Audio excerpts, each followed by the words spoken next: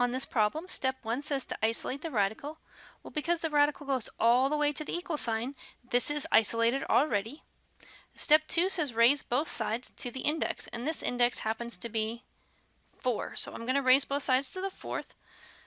The fourth exponent and the fourth index undo each other, which is what we really wanted. So I get x squared plus x minus 4 is equal to 2 times 2 times 2 times 2, which is 16. Then I'm going to, because it's quadratic, notice it's quadratic, I need to set it equal to 0. I think this one factors. X and x, two numbers that multiply to 20 and add to 1. 5 and 4 with a positive on the 5. So that's x plus 5 equals 0 and x minus 4 equals 0.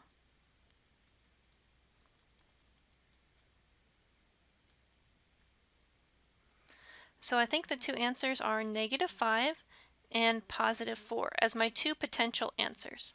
Potential because I have to check them. So let's first check x is equal to -5. And then I'll go and check x is equal to 4.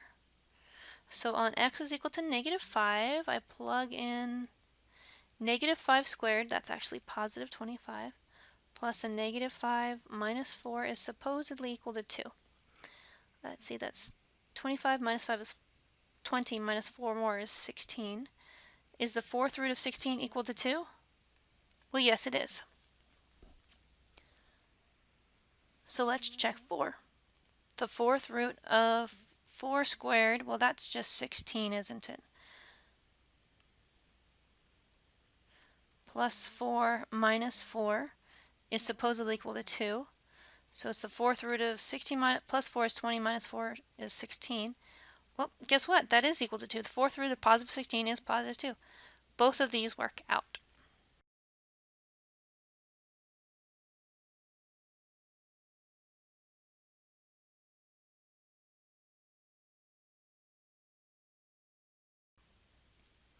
On our next problem, the radical is on the other side, but that's okay, no problems.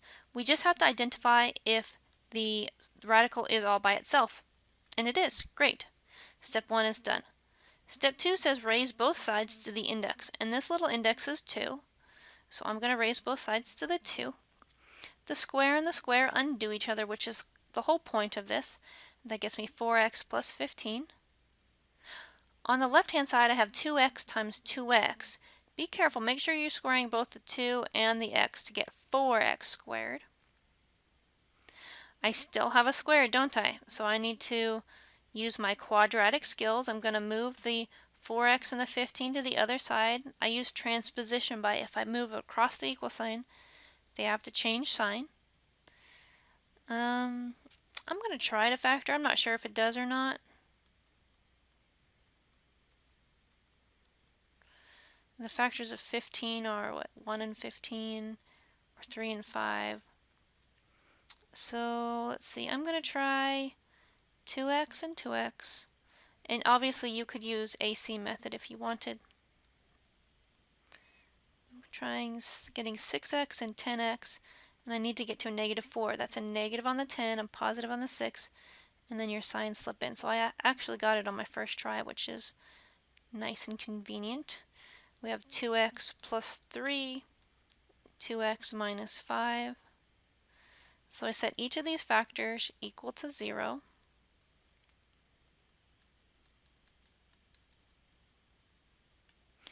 And then solve each of them. 2x is equal to -3. 2x equals +5 on the other one. And then divide everything by 2. So that gets me x is equal to -3 halves and +5 halves as my two potential answers. Still got to check them, don't I? So let's do the check over here. Let's check x is equal to -3 halves first. So 2 times -3 halves, and that's the square root of 4 times -3 halves plus 15. Well, on the left-hand side, the 2's divide out. That's real nice.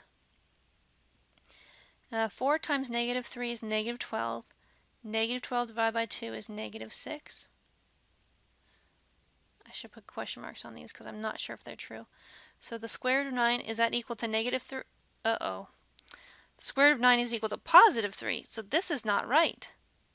Which means x is negative 3 is not a valid answer. Now, I cannot say at this point if the other one is or is not. I have to check it totally independent.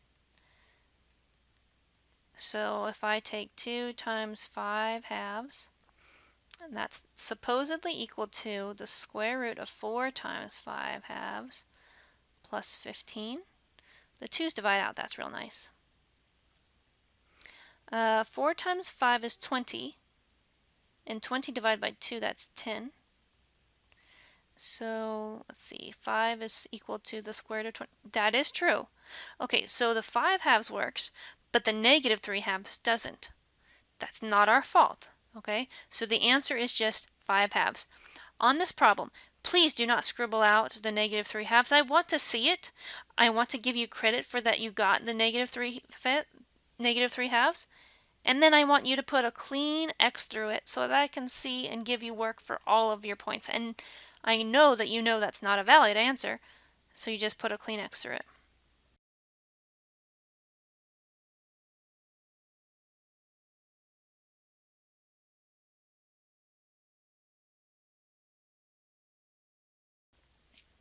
On our next problem, my radical is not yet by itself, so I need to get it by itself by adding 2 to both sides. So that gets me the square root of 3x plus 4 equals x plus 2. Now I need to raise both sides to the index, and this index is 2, so I'm going to square both sides. That undoes the radical, which is what I want. But on the right-hand side, I have a binomial squared. This is the first time I have a binomial squared, which means that I need to write out my two binomials and distribute, which is getting me x squared plus 2x plus 2x plus 4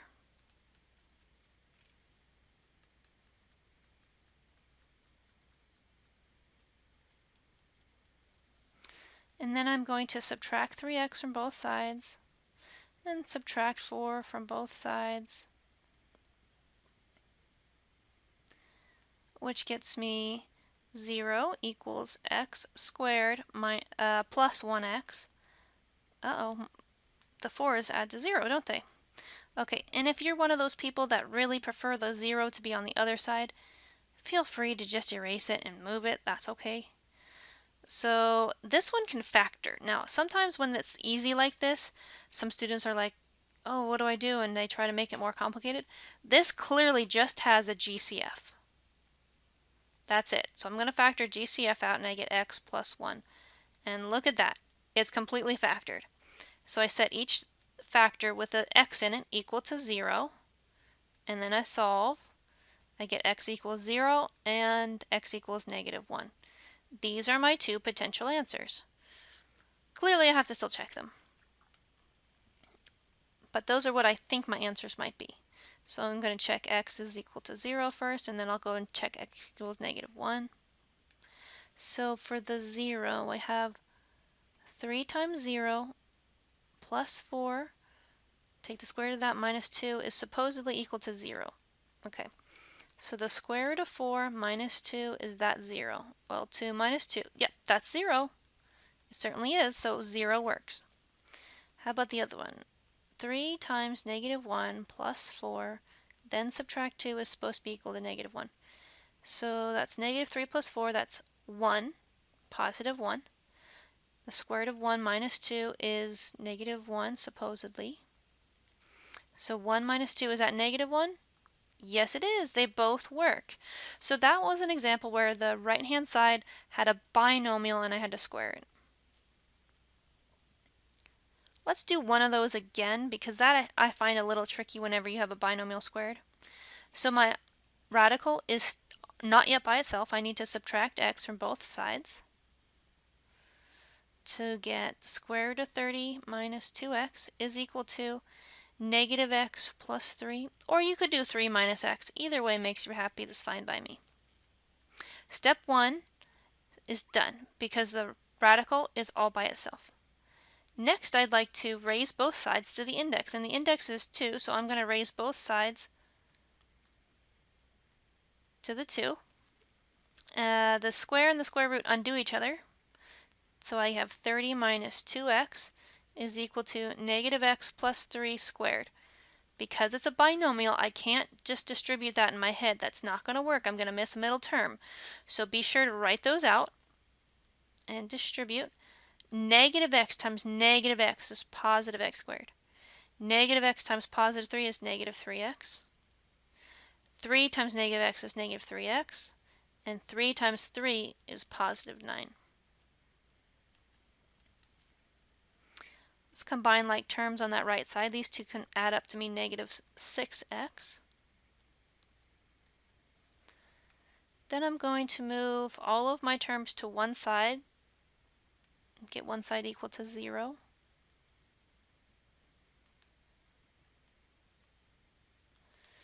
So I have 0 on that side equals x squared minus 4x minus 21. And if it makes you feel better, it doesn't really matter, but if some people like the 0 on the right hand side, you can move it. Two numbers that multiply to negative 21 and add to negative 4 are going to be 7 and 3, with a minus on the 7, a positive on the 3.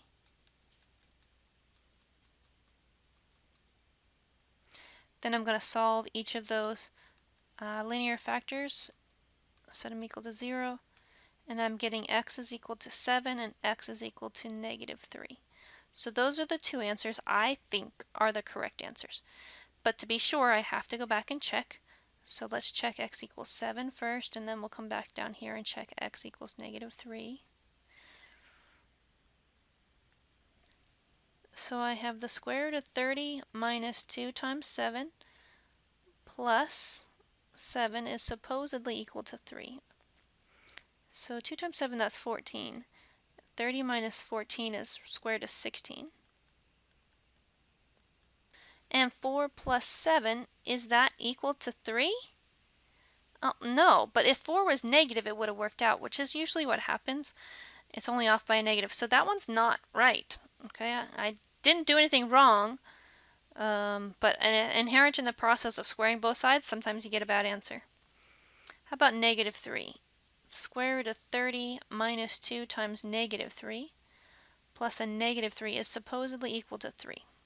So we have the square root of 30 plus 6, which is 36.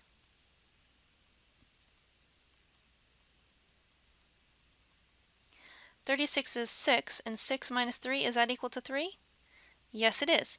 So this is not no solution. You do have a solution. The x is equal to negative 3, but I want to see your work. I want to see that you know that 7 is not valid, but that you got it as an answer and you excluded it as an extraneous. And that concludes this lesson.